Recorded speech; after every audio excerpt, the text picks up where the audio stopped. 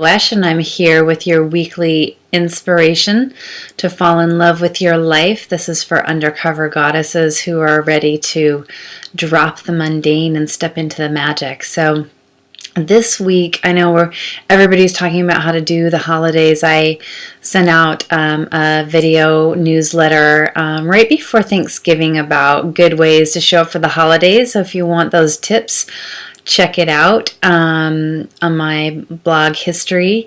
But today I wanted to talk to you about something that's come up for me lately, and that's how to deal with intense moon cycle. And I call it moon cycle. Some women call it their period, but I'm trying to rename it, and reclaim it as something that's in tune with the moon, which it definitely is. I don't know if this is the case for you, but I come from a long line of women who have had tremendous pain and suffering from moon cycles that are really intense and really painful and really heavy. And for the most part, I was able to really transform that. And I wanted to share with you, gosh, there's so many things, but it feels like just starting from the beginning to share with you how I was able to transform my moon cycle from something that was really painful, really difficult, really challenging, would knock me out, to something that I'm really grateful for, and it's really not so big of a deal.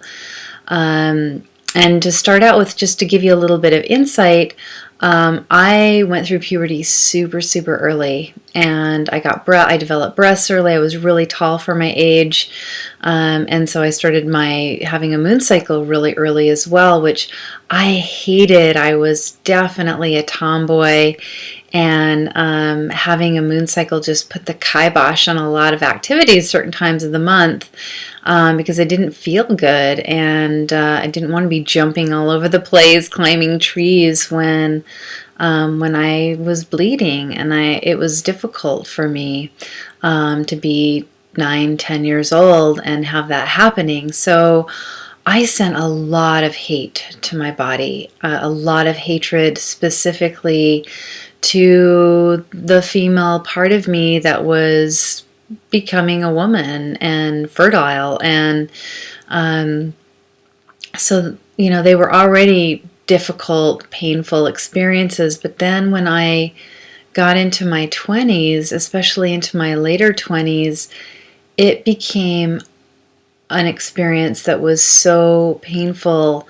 I actually had kind of psychedelic experiences. I kind of go out of my body because it was so bad. I was put on Vicodin, and that didn't even really cut it. And I had no idea what I was going to do. I definitely missed work. But it was horrifying pain. And I started doing my priestess ordination, and that was with the 13 Moon Mystery School. And the first archetype that we connected with was the Great Mother, and she's one that I teach in the Living Wisdom School now as well.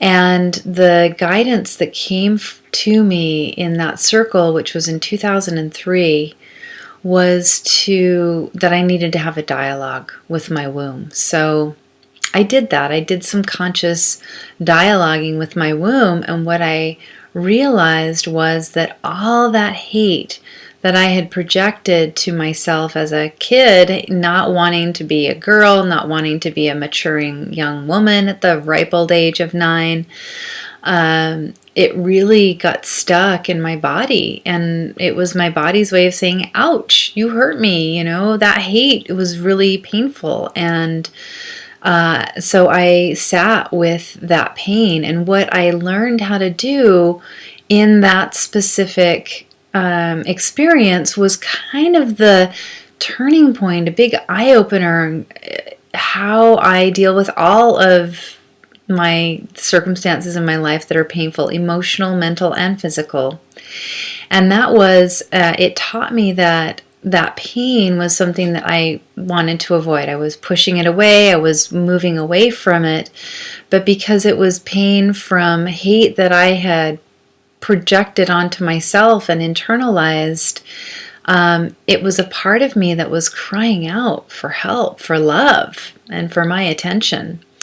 And so what I did was I consciously turned my focus and my attention around, and instead of running away from that experience and running away from the pain, I chose to turn around and go right into it. And not only go into it, but to go into it with an open mind, to even let go of the opinion that it was pain, to recognize that it was simply a part of myself that was sad, that was hurting, but it was really like the pain was really just a signal of saying, hey, I need your help, I need some love, I need some care, I need some attention, I need some TLC.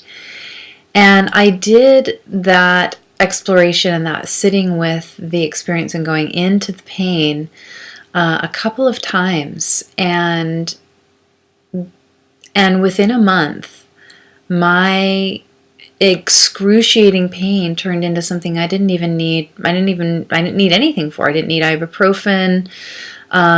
It was such a mild, gentle experience, and I learned to welcome it, to love my womb, to send love, and I did basically Ho'oponopono, not formally then because I didn't know about it, but I did this forgiveness practice with my womb and apologized and sent love, and have continued to do that for the past 10 years now, and it's made a huge difference in my life.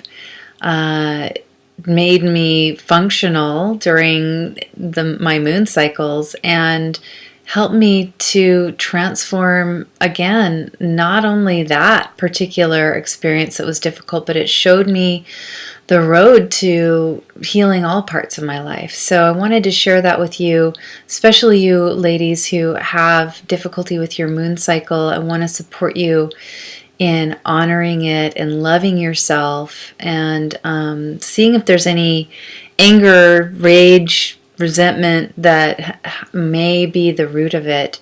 See if loving it can help, and may be an inspiration for how you can love up other parts of your body, your mind, your life, and see if they can turn around too. But I just wanted to share that with you.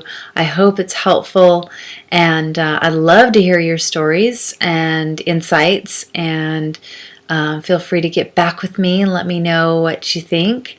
And if you are not watching this on my website, get on over there and check it out. There's lots of good stuff for you. And if you're not on my mailing list and you like this and you want more information on how to be a priestess, how to be a goddess, how to be surrounded by people who treat you like a queen and think you're a superstar, then you're going to want to sign up for my weekly newsletters, because they're full of all my best tips, tricks, and insights for how to have that and how to be that. So until next week, may the source be with you.